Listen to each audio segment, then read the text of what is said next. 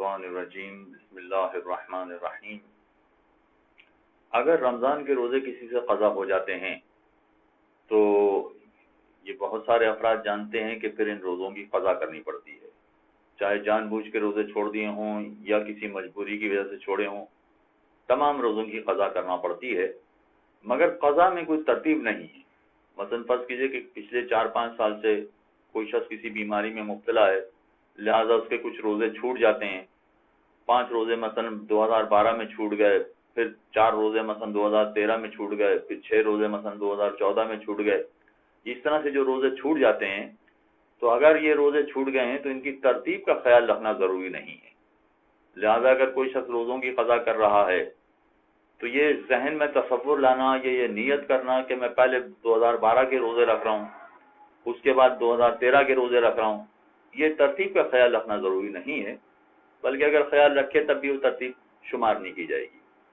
لہذا اگر کسی پر پچھلے 3 سال 4 سال 5 سال کے روزے قضا ہوں تو جس ترتیب سے بھی چاہے وہ رکھ لے، کوئی حرج نہیں۔ ہاں البتہ یہ ہے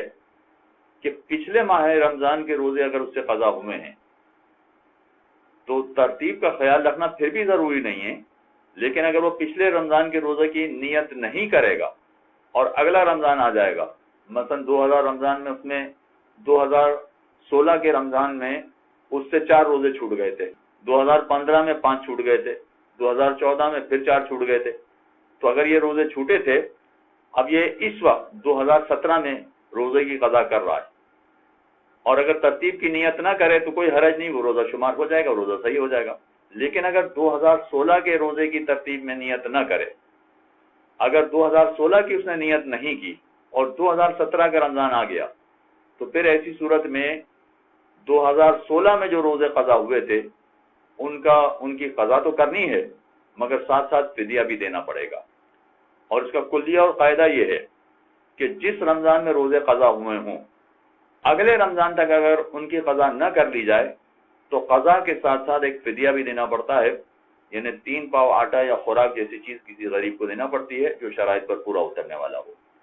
تو اگر 2015 میں روزے قضا ہوئے تھے، 16 تک اس کی ادائیگی نہیں کر لی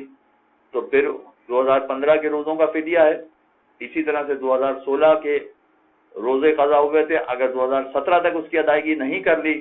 تو جتنے روزے باقی رہ گئے تھے ان کی قضا بھی کرنی ہے اور ان کے فدیوں کی ادائیگی بھی کرنی ہے۔ لہذا اس کا کلیہ یہ بنا کہ روزے رکھنے میں کوئی ترتیب نہیں ہے، مگر اگر آخری رمضان کے روزے کی نیت نہ کی جائے اور اگلا رمضان آ جائے تو ایسی صورت میں روزے کی قضا کے ساتھ ساتھ فدیہ کی ادائیگی بھی ضروری ہو جاتی ہے۔ تو یہ کلیہ تو اپنی جگہ پر ہے کہ اگر پچھلے ماہ رمضان میں روزے قضا ہوئے تھے اور آئندہ آنے والے رمضان سے پہلے اس کی قضا نہیں کی تو قضا کے ساتھ ساتھ فدیہ کی ادائیگی کرنا پڑے گی۔ مگر یہ بات پیش نظر رہے کہ یہ فقط 1 سال کا کلیہ ہے،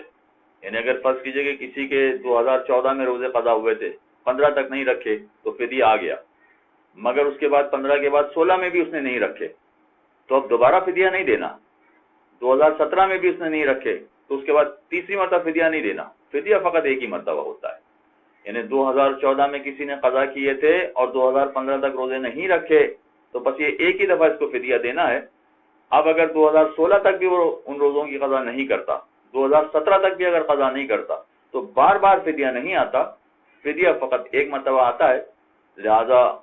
اس کی ذمہ داری فقط روزے کی قضا کے ساتھ ساتھ ایک فدیہ کی ادائیگی ہے، ایک روزے کے عوض ایک فدیہ، اور اگر 4 روزے چھوٹے ہیں تو 4 روزے اور 4 روزوں کی قضا اور 4 فدیہ اس کو ادا کرنے پڑیں گے۔ صلی اللہ علیہ محمد